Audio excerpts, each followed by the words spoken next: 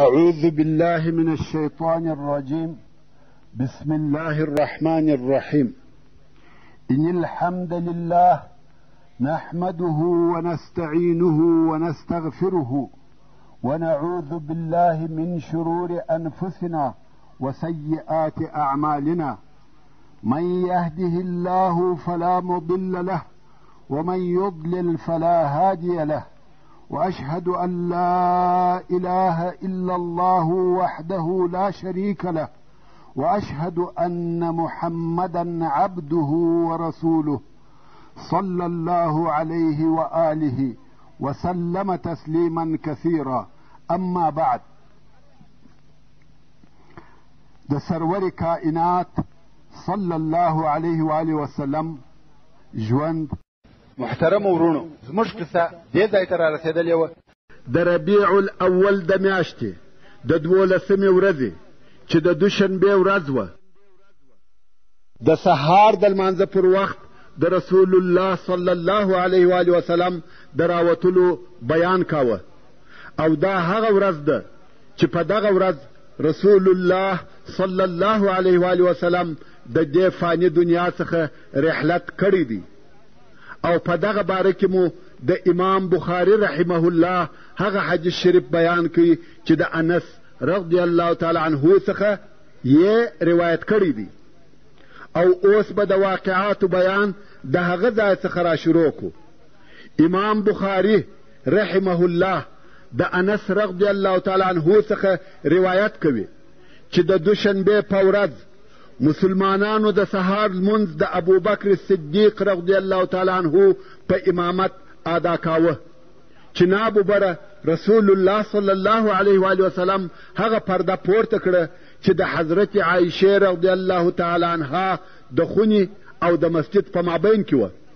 او مسلمانانو ته یې وکتل چې دوی د لمانځه په صفو کې ولاړ وه. او بیا رسول الله صلی الله علیه و آله وسلم وخندل، تبسم یې وکړ. ابوبکر صدیق رضی الله تعالی عنه شاته ولاړی چې په صف کې ودرېږي، ځکه د ده رضی الله تعالی عنه دا خیال سو چې رسول الله صلی الله علیه و آله وسلم غواړي چې د لمانځه د ادا کولو دپاره راووځي. انس ابن مالک رضی الله تعالی عنه وایي چې مسلمانانو دا قصد وکړي چې د رسول الله صلی الله علیه و آله وسلم د راوتلو د خوشحالۍ په سبب لمونځ پرېږدي، خو رسول الله صلی الله علیه و آله وسلم په خپل مبارک لاس اشاره ورته وکړه چې خپل لمونځ مو پوره کړي. او بیا رسول الله صلی الله علیه و آله وسلم پرده کښته کړه او کور ته ننوتی. دا د امام بخاري رحمه الله روایت و، خو په بل روایت کې راغلی دی چې رسول الله صلی الله علیه و آله وسلم اراده وکړه چې د دوی سره لمونځ وکړي. صحابه کرامو لار ورکړه، د خپلو ځایو څخه یې حرکت وکړي چې رسول الله صلی الله علیه و آله وسلم مخته تیر سي او دوی ته لمونځ ورکړي. هغه د مخني صفونه په دغه حرکت پوه سوه او وپوهېده چې دغه کار بې له رسول الله صلی الله علیه و آله وسلم څخه د بل چا دپاره نه کیږي. هغو هم په صفو کې لار خلاصه کړه. او دا خو تاسې ته معلومه ده چې د رسول الله صلی الله علیه و آله وسلم د کوره څخه بیا تر محرابه لږ لار او مسافه ده. رسول الله صلی الله علیه و آله وسلم د محراب و طرف ته وررهیدی او خلق په صفو کې لار ورکوي. ابوبکر صدیق رضی الله تعالی عنه چې امام و په دې حرکت پوسو او د صفو څخه د خلقو لرې کېده ورمعلوم سوه. هغه پوهېدی چې صحابه کرام دغه حرکت بې له رسول الله صلی الله علیه و آله وسلم څخه د بل چا دپاره نه کوي. نو یې وکتل او ویلې ده چې رسول الله صلی الله علیه و آله وسلم د ده تر شا دی. ابوبکر صدیق رضی الله تعالی عنه تر شا سو، غواړي چې رسول الله صلی الله علیه و آله وسلم د مخه کې، مګر رسول الله صلی الله علیه و آله وسلم د ده پر شا لاس کښېښاوه او د مخ خواته یې حرکت ورکړي او ویې فرمایل: یا ابابکر، خلقو ته لمونځ ورکه. دلته نو دوه روایته دي. ځینې علما وایي چې ابوبکر صدیق رضی الله تعالی عنه امام و او رسول الله صلی الله علیه و آله وسلم یې راسته طرف ته ناست و چې په دې ډول کې رسول الله صلی الله علیه و آله وسلم هم په ابوبکر صدیق رضی الله تعالی عنه پسې لمونځ کاوه. او بل روایت دا دی چې رسول الله صلی الله علیه و آله وسلم د ابوبکر صدیق رضی الله تعالی عنه و چپه طرف ته ناست و او په ناسته سره یې لمونځ کاوه. یعنی رسول الله صلی الله علیه و آله وسلم امام و او ابوبکر صدیق رضی الله تعالی عنه د رسول الله صلی الله علیه و آله وسلم وراسته طرف ته ولاړ و او په ولاړه یې لمونځ کاوه. نو د ابوبکر رضی الله تعالی عنه اقتدا په رسول الله صلی الله علیه و آله وسلم پسې وه او د خلقو اقتدا په ابوبکر رضی الله تعالی عنه پسې وه. دا د دوشنبې د سهار لمونځ و. پس له لمانځه څخه رسول الله صلی الله علیه و آله وسلم په ځان کې نور هم صحت او نشاط حس کوي او د خطبې ویلو دپاره منبر ته وختي، مګر خطبه یې په ناستې وویل ځکه مریضي ډېر ضعیفه کړې و او دغه خطبه د رسول الله صلی الله علیه و آله وسلم هغه آخرنۍ خطبه ده. رسول الله صلی الله علیه و آله وسلم په دې خطبه کې وفرمایل د هغه تورې تاریکې شپې په مثل سره فتنې را روانې دي. حلیم سړی به په حیرت کې وي چې څه وکړي. په دغه فتنو کې ناست سړی تر ولاړ ښه او بهتر دی. او بیا رسول الله صلی الله علیه و آله وسلم خلق د دې څخه منع کړه چې د ده علیه الصلاة وسلام قبر دی مسجد وګرځول سي، یعنی عبادت دی وسي. او وی فرمایل پر هغه چا دې د الله جل جلاله لعنت وي چې د نبي قبر مسجد ګرځوي، یعنی سجده ورته کوي. او تاسې زما په باره کې مبالغه مه کوئ لکه نصارا چې د عیسی علیه السلام په باره کې مبالغه کوي. زه بشر یم، عبدالله او رسول الله یم. ورونو، رسول الله صلی الله علیه و آله وسلم بشر دی، اکمل البشر، خیر البشر، سید البشر دی، مگر نفع او ضرر د الله جل جلاله په اراده کې دی.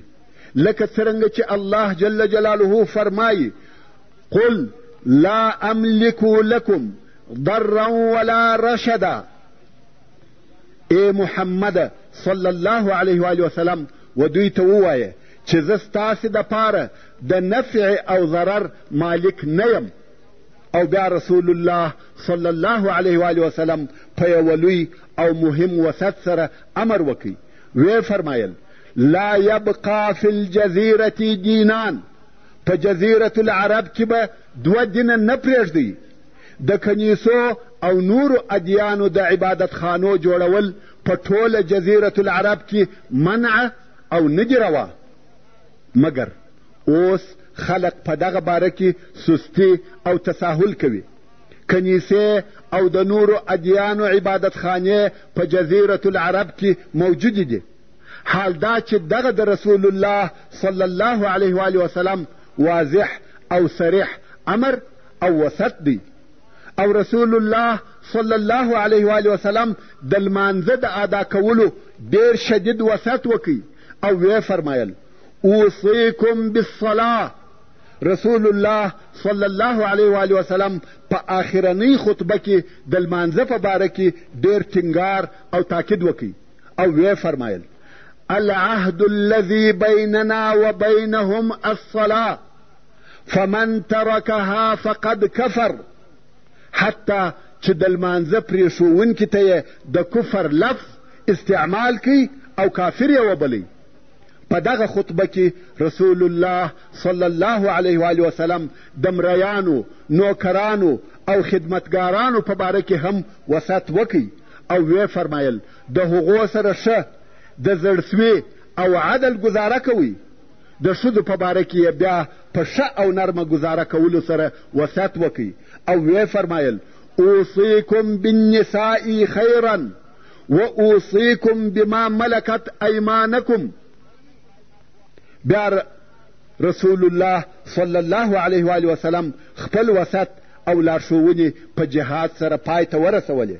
د جهاد پر کولو یې ډېر تاکید وکړ او ویې فرمایل هیڅ قوم جهاد نه دی پرې ایښی مګر خوار سوی او ذلیل سوی دی. ما ترک قوم الجهاد الا ذل. د مسلمانانو سره یې په هغه آخري ودا او رخصت کې پر جهاد ډېر ټینګار وکړ او بیا یې خلق د اسامه رضی الله تعالی عنه سره په وتلو مکلف کړه.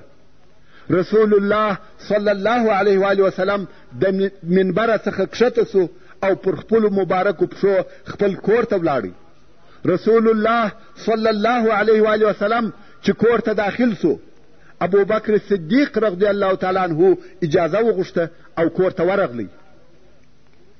ابوبکر صدیق رضی الله تعالی عنه ولیده چې رسول الله صلی الله علیه و آله وسلم خطبه وویل او په دونه لوړ او قوي آواز یې دغه خطبه وویل چې تر مسجد د باندې اورېدل کېده.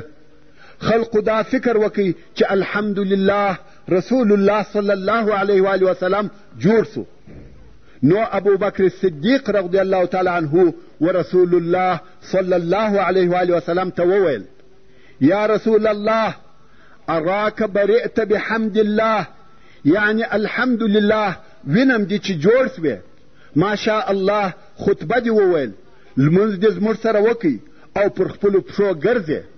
رسول الله صلی الله علیه و آله وسلم وفرمایل الحمدلله.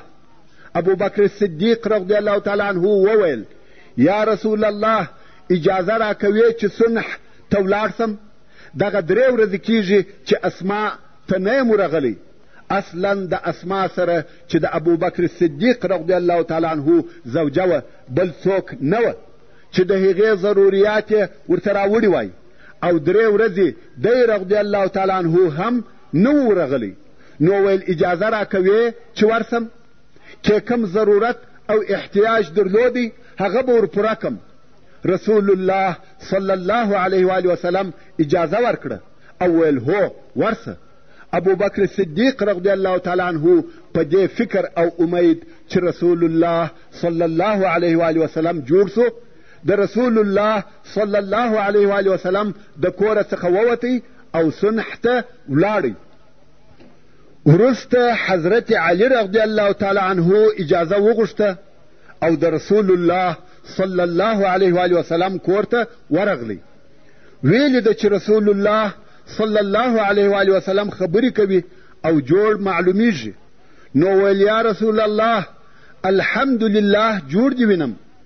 رسول الله صلی الله علیه و آله وسلم وفرمایل الحمدلله. داسې معلومېده لکه مریضي چې پای ته ورسېده. حضرت علی رضی الله تعالی عنه د رسول الله صلی الله علیه و آله وسلم د کوره څخه راووتی. خلق پر راټول سوه چې رسول الله صلی الله علیه و آله وسلم څنګه دی؟ د رضی الله تعالی عنه ویل جوړ یې وینم. خلق خوشحاله سوه لکه هغه مشکل چې پای ته ورسېدی. خلقو چې د رسول الله صلی الله علیه و آله وسلم په باره کې هغه ډېر تشویش او پریشانی درلوده اوس داسې معلومیږي لکه هغه چې سپک او پای ته ورسېده. حضرت عباس رضی الله تعالی عنه د رسول الله صلی الله علیه و آله وسلم اکا و علی رضی الله تعالی عنه ته ورغلی او ویل یا علی وینم دې چې و خلقو ته وایې چې رسول الله صلی الله علیه و آله وسلم جوړ سو. حضرت علی رضی الله تعالی عنه ویل دا هغه شی دی چې زه وینم. حضرت عباس رضی الله تعالی عنه ورته ویل یا ابا الحسن ورسول الله صلی الله علیه و آله وسلم ته ورسه او زموږ دپاره د خیر طلب ځینې وکړه. مقصد یې خلافت و چې ورسه زموږ دپاره خلافت ځینې وغواړه. زه د عبدالمطلب د اولادې په مخانو کې په مرګ پوهیږم او زه د رسول الله صلی الله علیه و آله وسلم په مخ کې مرګ وینم. یعنی د عبدالمطلب په اولاده کې چې کومې د مرګ علامې ماته را معلومې دي هغه په رسول الله صلی الله علیه و آله وسلم کې موجودې دي. اول هغه څوک چې د رسول الله صلی الله علیه و آله وسلم د وفات احساس یې وکړي هغه حضرت عباس رضی الله تعالی عنه. نو یې غوښته چې د بني عبدالمطلب دپاره خلافت وغواړي، ځکه د ده په فکر نور نو موضوع پای ته رسېدلې وه. څرنګه چې حضرت علي رضی الله تعالی عنه هوښیار او حکیم و، ویل ای اکا، که ما د رسول الله صلی الله علیه و آله وسلم څخه خلافت طلب کی او موږ ته را نه کی، نو بیا په ټول عمر و بني عبدالمطلب ته نه ورکول کیږي، ځکه چې رسول الله صلی الله علیه و آله وسلم ځینې محرومه کړه. نو ورسم خلافت ځینې وغواړم. حضرت عباس رضی الله تعالی عنه ویل یا ته پوه او هوښیار یې، رښتیا هم که موږ د رسول الله صلی الله علیه و آله وسلم څخه د خلافت طلب وکړي او رسول الله صلی الله علیه و آله وسلم زموږ طلب نه کړي قبول، بیا همیشه و بني عبدالمطلب ته نه ورکول کیږي. نو خبره پر دغه حال پرېږده او دغسې هم پاته سوه. د څاښت په وخت کې رسول الله صلی الله علیه و آله وسلم حضرت فاطمه رضی الله تعالی عنها وروغوښته او پټ په غوږ کې یې یو څه ورته وویل. هغې وژړل. رسول الله صلی الله علیه و آله وسلم بیا وروغوښته، بیا یې په غوږ کې یو څه ورته وویل. هغې وخندل. حضرت عایشه رضی الله تعالی عنها وایي په وروسته کې بیا موږ پوښتنه ځینې وکړه چې رسول الله صلی الله علیه و آله وسلم څه درته وویل چې یو وار دې وژړل او بیا دې وخندل. حضرت فاطمه رضی الله تعالی عنها وویل په اول وار کې یې په غوږ کې راته وویل چې دی علیه الصلاة وسلام په دغه مریضي کې وفاتیږي، نو خود ما وژړل. او دوهم وار یې راته وویل چې زما د کورنۍ څخه اول هغه څوک چې په ما پسې راځي هغه ته یې، نو ما وخندل. او رسول الله صلی الله علیه و آله وسلم و حضرت فاطمه رضی الله تعالی عنها ته دا زیری هم ورکړي چې دا سیدة نساء العالمین ده. حضرت فاطمه رضی الله تعالی عنها چې د خپل پلار رسول الله صلی الله علیه و آله وسلم دغه ضعف او شدید دردونه لیده، نو یې په افسوس سره وویل وا کرب اباه، ای د پلار درد او غمه. رسول الله صلی الله علیه و آله وسلم وفرمایل تر نن ورځې وروسته ستا پر پلار درد او تکلیف نسته. رسول الله صلی الله علیه و آله وسلم حسن او حسین رضی الله تعالی عنهما راوغوښتل او مچ یې کړه. د دوی په باره کې یې د ښې ګزارې او ښه ژوند سپارښت وکړي. بیا یې ازواج مطهرات راوغوښتې و هغو ته یې وعظ او نصیحت وکړي.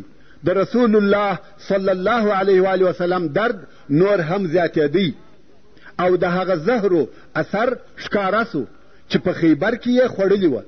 حتی رسول الله صلی الله علیه و آله وسلم به و حضرت عایشه رضی الله تعالی عنها ته ویل یا عایشه، تر اوسه د هغه خوړو درد حسوم چې په خیبر کې مې خوړلې وه.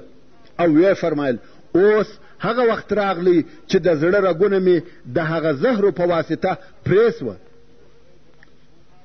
اوس د څاښت وخت دی او رسول الله صلی الله علیه و آله وسلم د حضرت عایشه رضی الله تعالی عنها سره د دې په کور کې ناست دی چې بیا ډېر شدید درد پر راغلی.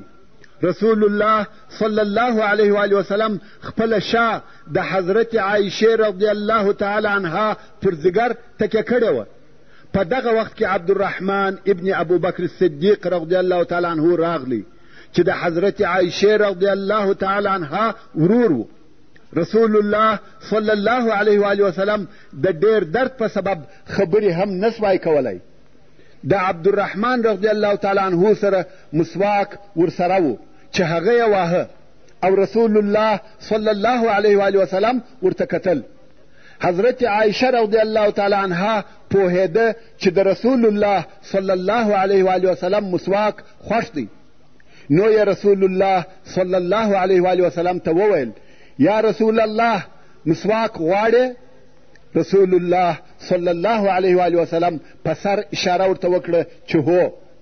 حضرت عایشه رضی الله تعالی عنها د خپل ورور عبدالرحمن رضی الله تعالی عنه څخه هغه مسواک وغوښتی، هغه هم ورکړي او دې رضی الله تعالی عنها و رسول الله صلی الله علیه و آله وسلم ته ورکړي.